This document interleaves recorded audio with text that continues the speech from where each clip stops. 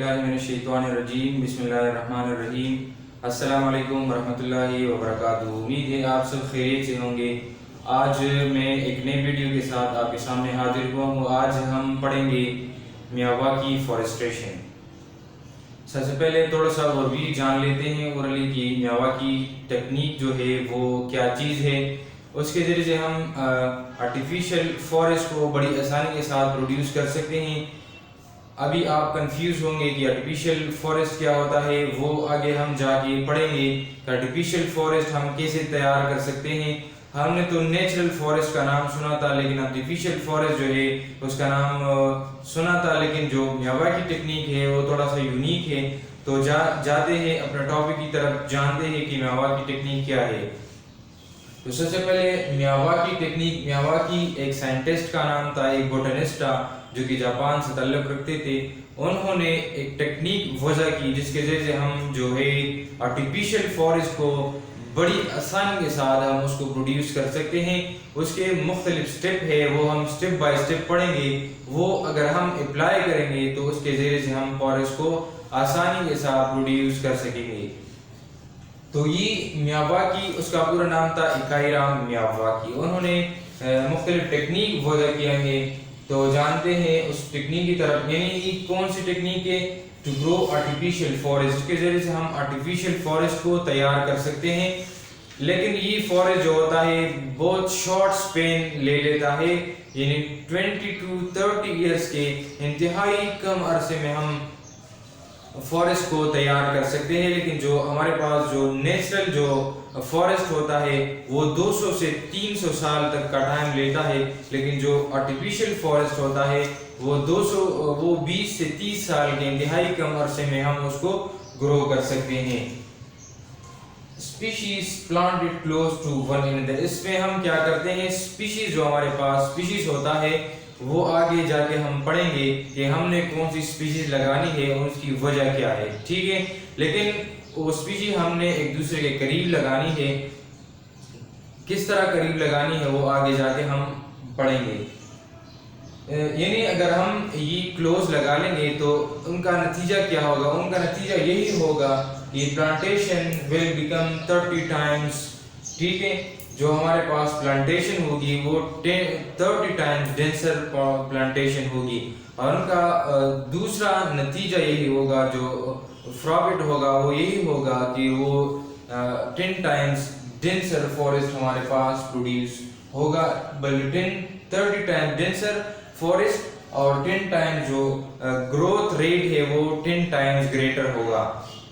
तो अगर हम स्पीशीज, नेटिव स्पीशीज एक दूसरे के करीब लगा लेंगे, उनका जो बड़ा फायदा है वो ये भी है, इसमें एक बात ये भी है, minimum size of the forest यानी 4x3 मीटर, यानी ये बहुत कम अराजी है, इस पर भी हम आर्टिफिशियल फॉरेस्ट को तैयार कर सकते हैं। कौन से आर्टिफिशियल फॉरेस्ट, मियावाकी फॉरेस्ट, ठीक है।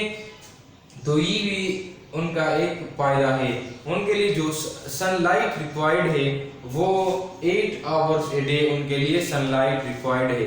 अब हम जाते हैं उसके प्रिपरेशन की तरफ कि हम किस तरह उनकी प्रिपरेशन करेंगे कि हम मियावाकी फॉरेस्ट को तैयार कर सकें। तो इसमें हमारे पास पहला स्टेप है purchase native species. Native species का मतलब ये है कि हमने इलाकाई पौधे लगानी है, न कि हम दूसरे इलाके से प्लांट ले आए और इस इलाके पर लगा ले। मतलब जो हमारे पास जो नेटिव स्पीशीज होते हैं, हर इलाके के, हर मुल्क के अपने अपने प्लांट्स और स्पीशीज होते हैं।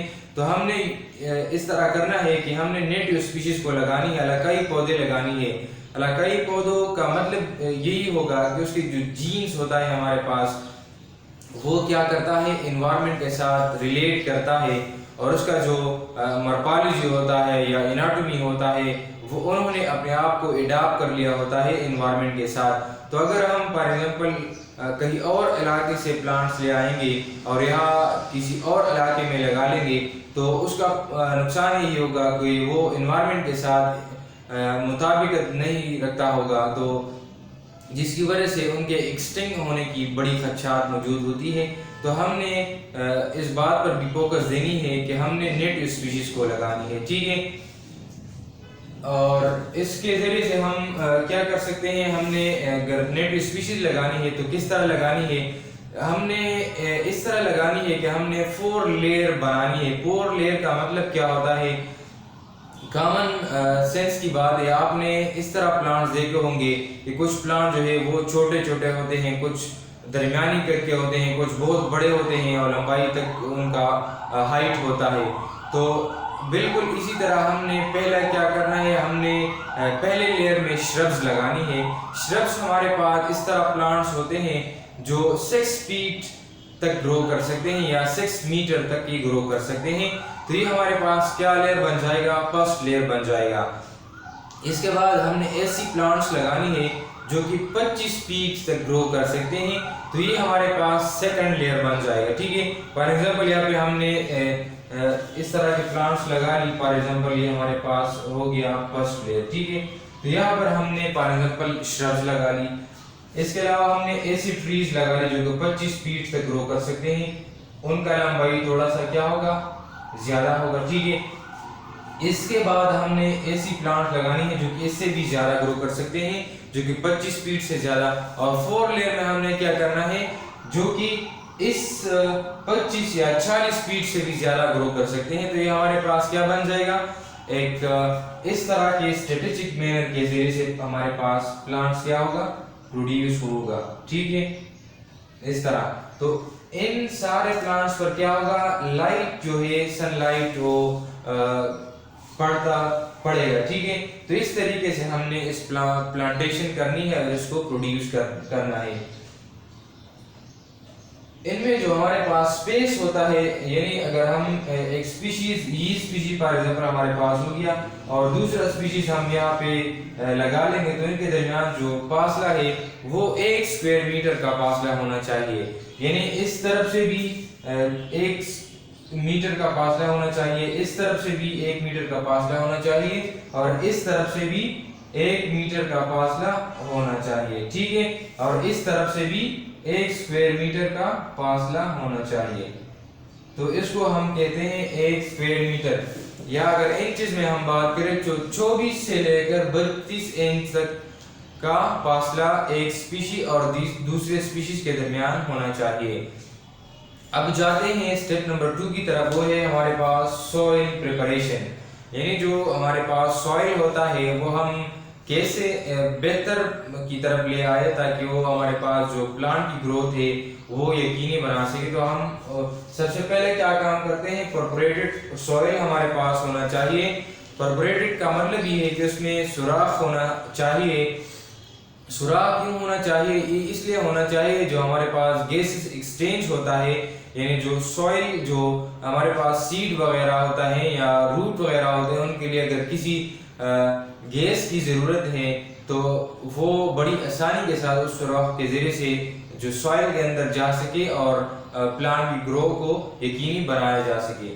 تو اس میں ہمارے پاس پرپریٹڈ سوئل ہونا بہت ضروری ہے۔ یہ ہم مختلف بایوماس جو ہمارے پاس ہوتا ہے اس کو ہم ایڈ کر سکتے ہیں۔ اس کے علاوہ رائس بس جو ہمارے پاس رائس کا جو پالتو مادہ سا ہوتا ہے اس کو ہم ایڈ کر کے ہم سوئل کو پرپریٹ بنا سکتے ہیں۔ اس کے علاوہ ہمارے پاس دوسرا کیا ہونا چاہیے، سوئل کے اندر نرشمنٹ مٹیریل ہونا چاہیے۔ نرشمنٹ مٹیریل کا مطلب یہ ہے کہ ہمارے پاس اس کے جو پلانٹس کو جو مائکرو نیوٹرینٹس یا میکرو نیوٹرینٹس چاہیے ہوتی ہے وہ اس سوئل کے اندر ہونا چاہیے۔ یہ کیوں ہونا چاہیے، کیونکہ پلانٹ کو خوراک کی ضرورت ہوتی ہے۔ اگر خوراک اس سوئل کے اندر زیادہ ہے تو یہ اس بات کی انڈیکیشن ہوگی کہ پلانٹ ہمارے پاس پھر 10 ٹائمز ڈینسر اور 10 ٹائمز فاسٹر جو ہے گرو کر سکے گا اگر نرشمنٹ مٹیریل ہوگی۔ تھرڈ اس میں ہمارے پاس آتا ہے واٹر ریٹینر ہونا چاہیے، چونکہ واٹر بہت ضروری چیز ہے۔ ہم نے پلانٹس کو پانی بھی دینی ہوتی ہے، لیکن اگر سوئل کے اندر ایسی مٹیریل موجود ہے جو کہ واٹر کو ریٹین کر سکتا ہے، اور اگر پلانٹ کو کسی بھی وقت میں واٹر کی ضرورت ہو تو وہ سوئل کے اندر موجود ہو، پلانٹ کو مہیا ہو سکے۔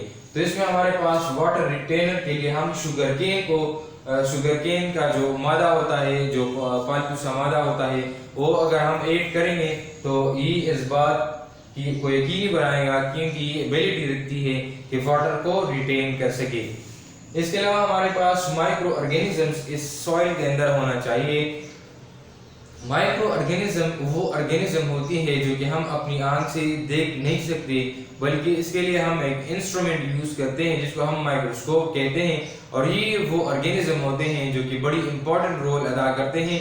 इस पे हम एक अलग वीडियो भी बना लेंगे कि माइक्रो ऑर्गेनिज्म क्या होते हैं और सॉइल के अंदर ये क्या काम परफॉर्म करते हैं, लेकिन हम थोड़ा सा जान लेते हैं कि माइक्रो ऑर्गेनिज्म भी होनी चाहिए। ये मुख्तलिफ जो हमारे पास गैसेस एक्सचेंज होते हैं या मुख्तलिफ गैसेस का जो साइकिल होता है वो यकीनी बना लेता है। तो इसके अंदर हमारे पास क्या होना चाहिए, हमारे पास माइक्रो ऑर्गेनिजम्स होना चाहिए। अच्छा, अब जाते हैं नेक्स्ट स्टेप की तरफ। वो है हमारे पास डिजाइन दी फॉरेस्ट, कि हमने किस तरह डिजाइनिंग करनी है। इससे पहले हमने बात की, हमने 4 लेयर प्लांटेशन करनी है।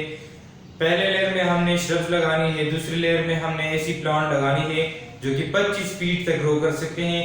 इसके बाद तीसरे लेयर में हमारे पास ऐसी प्लांट होने चाहिए जो कि 40 फीट तक ग्रो कर सकते हैं, और 4 लेयर में हमारे पास ऐसी प्लांट होना चाहिए जो कि 40 फीट से ज़्यादा तक ग्रो कर सकते हैं। तो ये हमारे पास एक स्ट्रेटेजिक मैनर के जरिए से प्लांट जो है वो तैयार हो सकते हैं।